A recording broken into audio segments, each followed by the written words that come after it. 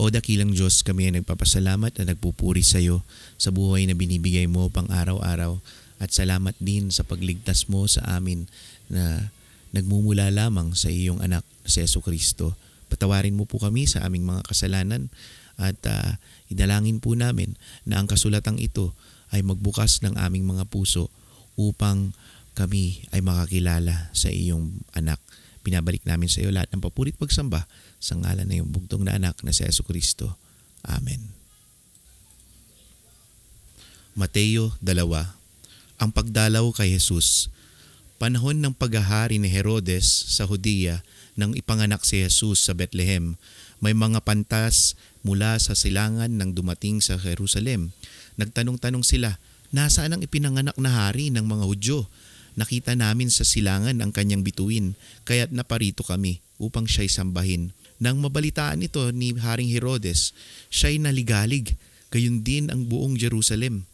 Kaya't tinipon niya ang lahat ng mga punong pari at ng mga tagapagturo ng kautusan at sila'y tinanong, saan ba isisilang ang Kristo?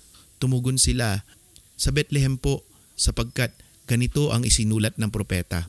At ikaw, Bethlehem, sa lupain ng Huda ay hindi pinakahamak sa mga pangunahing bayan ng Huda, sapagkat sa iyo magmumula ang isang pinuno na mamamahala sa aking bayang Israel.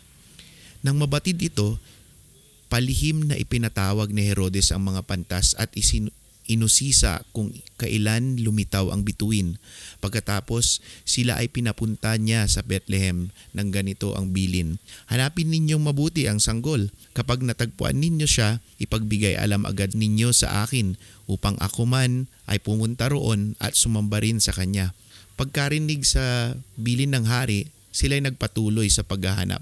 Ang bituin na nangunguna sa kanila mula sa silangan ay tumigil sa tapat ng kinaroroonan ng bata.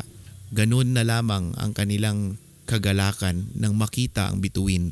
Pagpasok sa bahay, nakita nila ang bata sa piling ni Maria na kanyang ina. Napatira pa sila at sinamba ang bata. Inihandog din nila sa kanya ang mga dala nilang ginto, insenso at mira. Nang papauwi na ang mga pantas, nakatanggap sila ng babala sa pamamagitan ng panaginip na huwag na bumalik kay Herodes. Kaya't nag-iba na sila ng daan pauwi.